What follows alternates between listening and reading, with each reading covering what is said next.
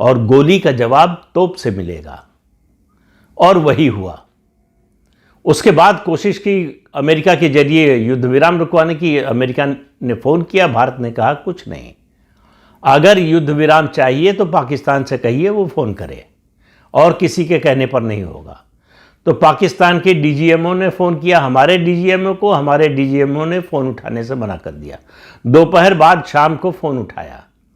उसके बाद फिर जो है घोषणा हुई ऑपरेशन सिंदूर के पहले पार्ट को रोकने की। केवल स्थगित किया गया है, खत्म नहीं किया गया है।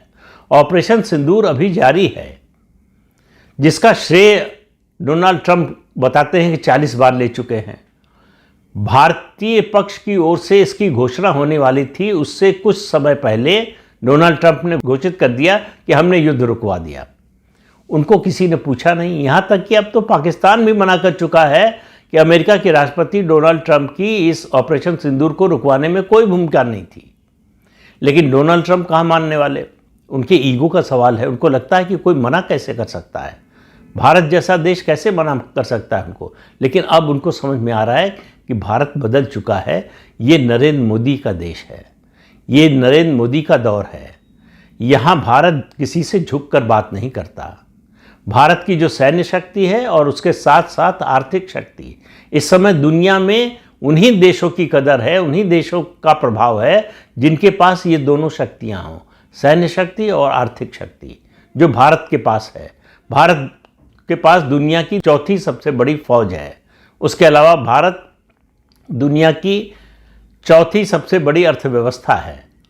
तो इससे भारत की ताकत का अंदाज़ा लगाइए। और उसके अलावा आप इस बात को समझिए कि युद्ध विराम हो रहा है इजराइल और हमास के बीच में, लेकिन उस कार्यक्रम में भारत का प्रतिनिधि भी शामिल होगा। वैसे तो इनविटेशन प्रधानमंत्री नरेंद्र मोदी को था, लेकिन वो शायद जा नहीं रहे हैं, आज ही होना है। जब मैं ये वीडियो बना रहा हूँ तब तक तो इसके बारे में कोई पक्की खबर नहीं आई थी कि प्रधानमंत्री जा रहे हैं, और लगता नहीं कि प्रधानमंत्री जाएंगे।